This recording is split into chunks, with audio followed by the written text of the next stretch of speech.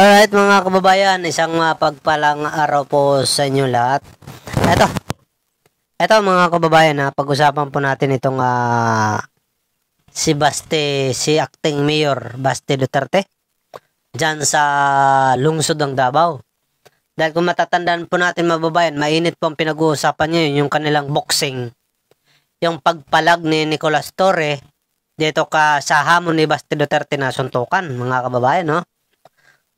Kanina nga ay kahapon ay itong si Torre nag-boxing, nag-practice na, nag-training na, at kumakalat din yung mga video na nag-training na rin si Baste, pero wala pang salita, wala pang confirmation na kung itong si Baste ay papalag ba mga kababayan dito kay Nicolas Torre. Right? Ngayon mga babayan, pagdating po ng hapon, sa programa nila Baste doon sa Davao, ay nagsalita na po itong si Baste Duterte sa kumakalat na nag-training na sila. Nag-training na itong si Nicolas Torre para sa kanyang laban sa Linggo. At handang-handa na rin mga kababayan yung binyo. Ayon kay Senador Ping Lacson, meron na siyang nakuha na mag-sponsor sa paglalabanan nila kung saan banda. Ibig sabihin, yung hamon ni Baste Duterte kay Torre na suntukan, pinalagan ni Torre, nag-training na si Torre, konfirmado na ang venue kung saan sila maglalaban sa Rizal. Alright? Tapos, si Baste hindi pa nagsasalita.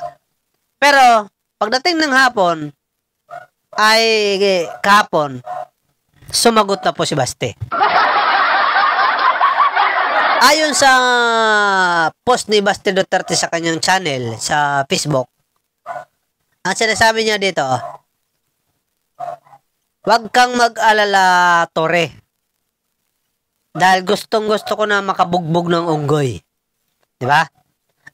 Sa madaling salita mga babayan, tinawag niya unggoy si Torre. Alright?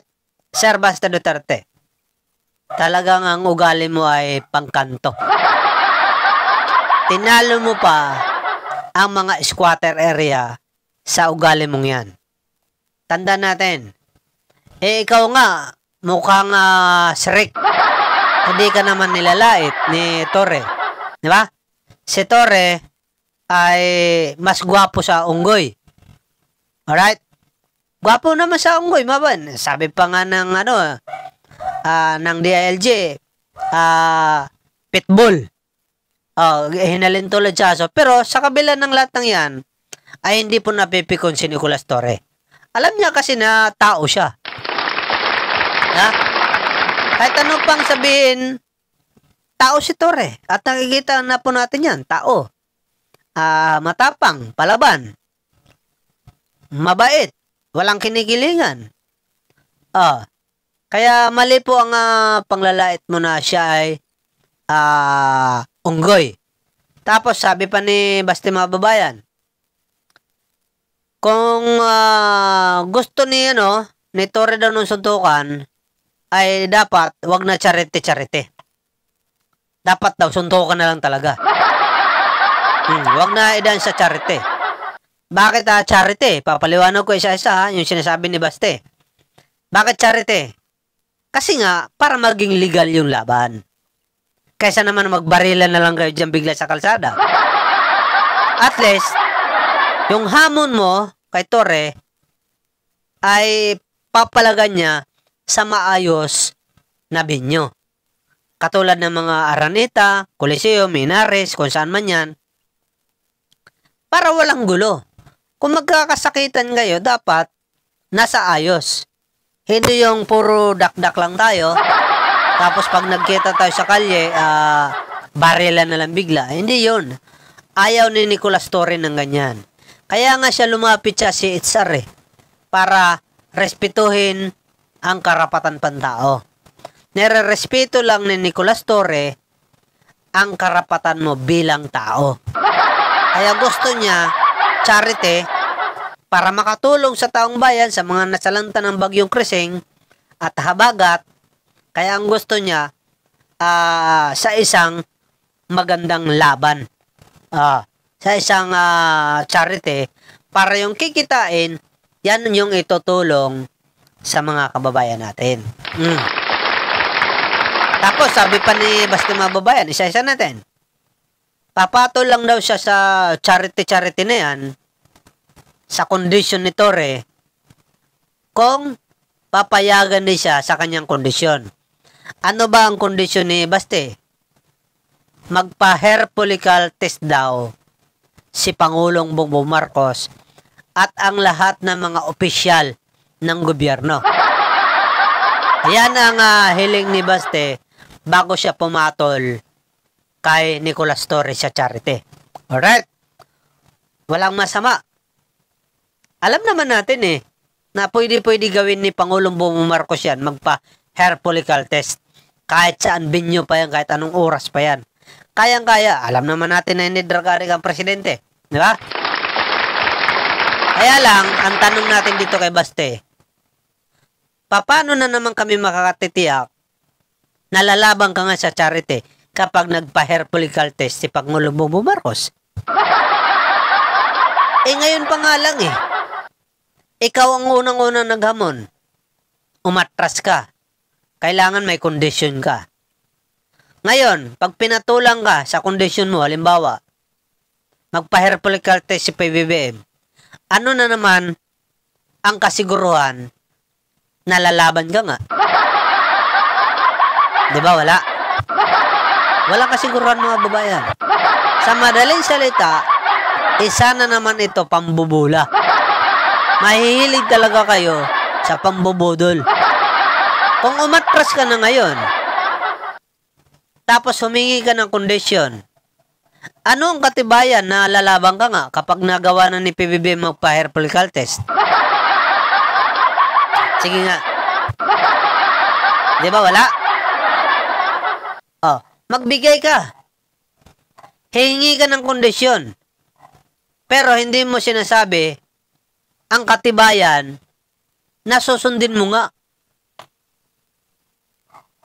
ang laban ninyo ni Torre. Ba't? Palagay mo ba hindi kaya gawin ni Pangulong Bongbong Marcos yung magpa-hair follicle test? Ngik-ngik nyo. Kayang-kaya gawin niya yan.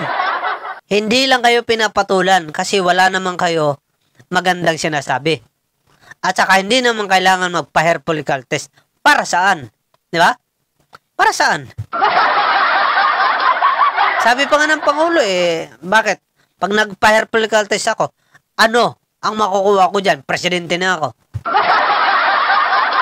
Tama nga naman. Di ba? Kung gusto ninyo magpa-hair follicle test yung mga nasa gobyerno, kayo rin. Mauna kayo. Ikaw, si Sara, si Pulong, lahat, si Digong, isama na kahit nasa ICC. Si Kitty, lahat kayo dyan ng mga Duterte, pati mga admin official ni Digong, ay magpa-hair follicle test. Para tabla-tabla tayo. Di ba? Ganun lang kasimple yung mga babayan. Okay, panoorin natin ang paliwanag dito ni Baste. Huwag ka mag-alala, Torre, kasi matagal ko na talaga gusto makabugbog ng unggoy. Kung gusto mo lang talaga ng suntukan, bakit kailangan mo pa ng charity? Why do you need kailangan mo pang gamitin yung nangyayari ngayon na baha dyan sa Metro Manila?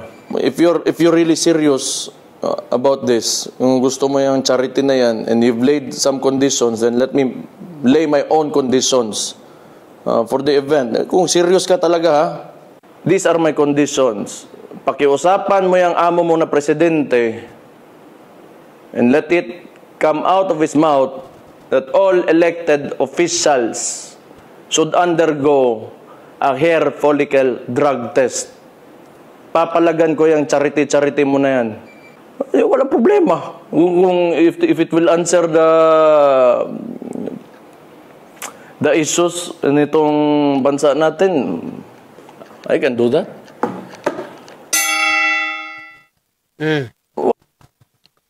Yan mga kababayan, ang kondisyon ni Basti Duterte.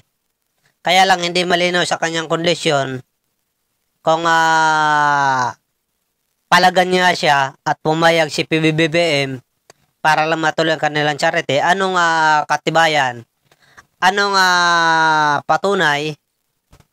Ano ang kasiguruhan na siya nga ay lalaban sa charity boxing? Wala rin siya nilalatag eh. Ang kanyang kondisyon lang, magpa-hair follicle test. Hindi naman mahirap gawin yan.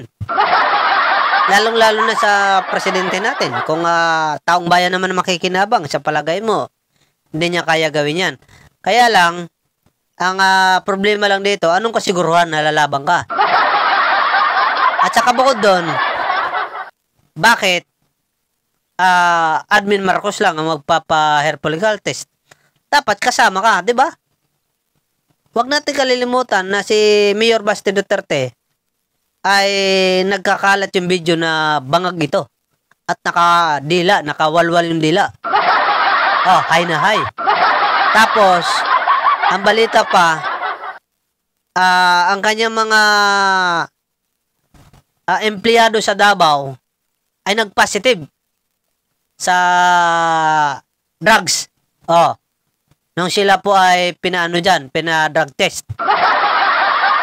Kaya dapat lang, kung magpapa-hair follicle test ang Admin Marcos lahat, dapat kayo rin lahat yan. Lahat siguro ng mga taga Davao. Kasama na tayo dyan. Lahat. Para kumita naman yung natin na gobyerno sa inyo. Ha? Yan mga babayan, may kondisyon si Basti. Sa madaling salita, umatras po siya sa laban nila ni Torre. Kailangan may kondisyon muna siya. In short, naduwag. Alright? Ayan, salamat sa inyo lahat mga babayan. Bago ka lang ba sa channel natin, don't forget to subscribe and click notification bell para palagi kayong updated sa ating mga video at live dito sa channel ni Ibalitabay. Thank you so much po sa inyo lahat. God bless.